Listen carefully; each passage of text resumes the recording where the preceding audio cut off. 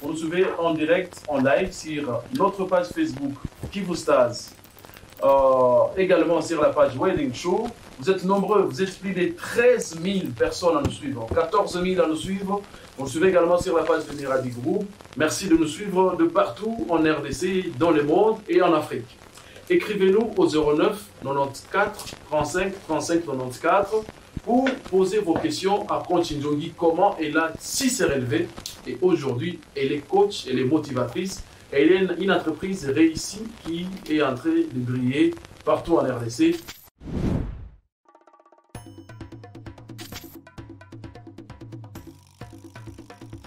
Nous avons grandi pratiquement à une époque où on grandissait sans connaître qui était Dieu, quelle est la relation qu'on crée avec Dieu.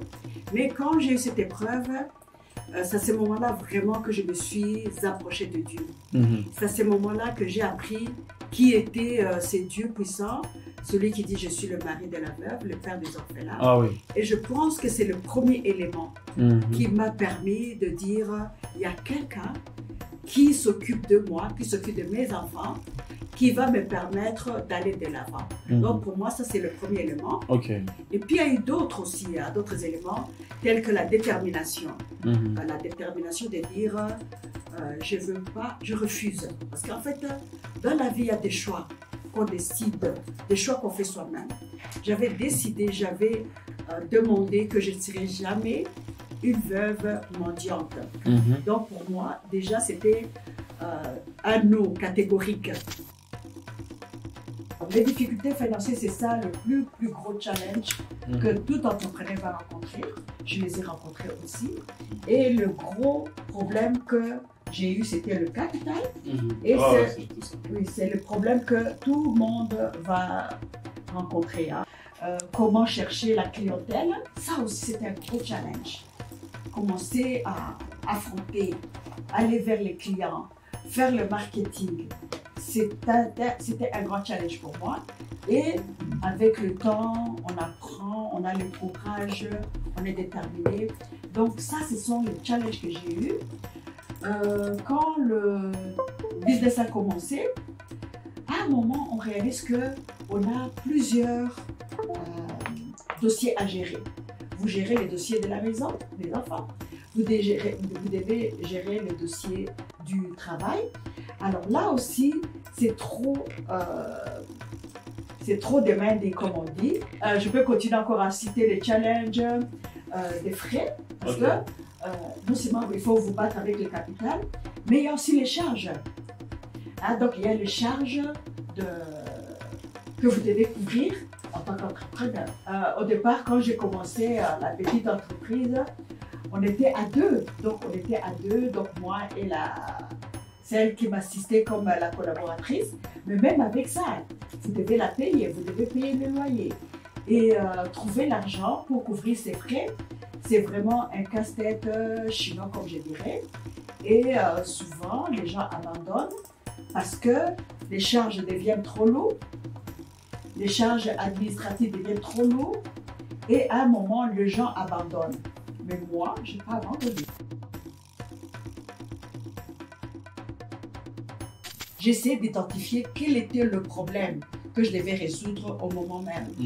Est-ce que c'était les problèmes financiers? Tout à l'heure, j'ai parlé de la vente de mes bijoux. Je me disais, j'ai des problèmes, je dois acheter un laptop, je n'ai pas l'argent, j'ai fait quoi? Je vends mes bijoux parce que j'avais identifié.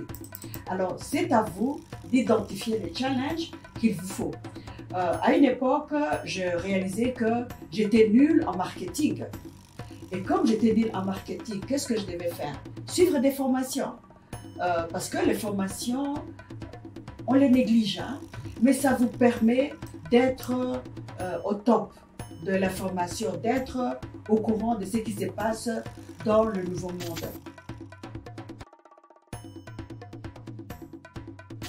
Alors, il y a beaucoup de stratégies, parce que ce sont des stratégies financières qu'on doit aussi mettre sur place. À l'époque, quand j'ai commencé, j'étais seule. Donc, j'étais la caissière, je faisais les reçus. Donc, vous voyez, j'ai géré la compagnie moi-même avec une autre collaboratrice. Et quand vous gérez, sans connaître les techniques de la comptabilité. C'est normal qu'à un moment, vous ne puissiez pas savoir quels sont les... quel est mon chiffre d'affaires, mon capital, est-ce qu'il est toujours là, est-ce que je parviens à couvrir mes frais. Donc tout ça, quand on n'a pas mis en place un système qui vous aide, on risque de tomber en faillite. Donc pour moi, il faut mettre en place un système qui vous aide à gérer votre affaire.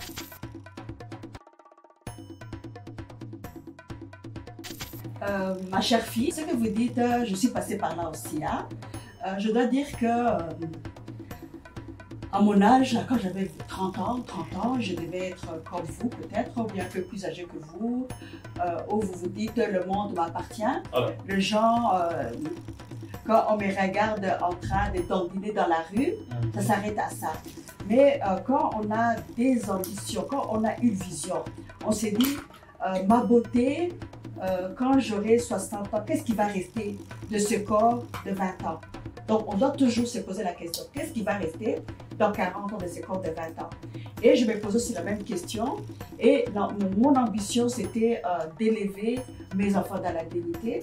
Et quand on décide de suivre d'abord les conseils des parents, parce que je suis de la vieille école, où on écoutait encore les parents.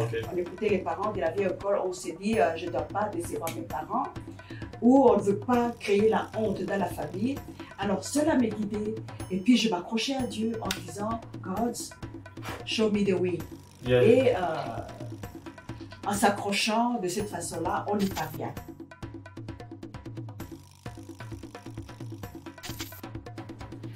En ce qui me concerne, Sabrina, je suis d'abord coach dans l'entrepreneuriat. J'aide les jeunes à se développer, à comprendre l'entrepreneuriat, à devenir entrepreneur. Donc, il y a cette partie de l'entrepreneuriat. Si vous voulez venir nous voir, caribou, on va vous donner les contacts. Voilà. Yeah. Donc, il y a cet aspect du coaching dans l'entrepreneuriat. Il y a aussi, avec l'expérience que j'ai acquise en tant que maman, en tant que maman qui a fait plus de 50 ans, vous voyez.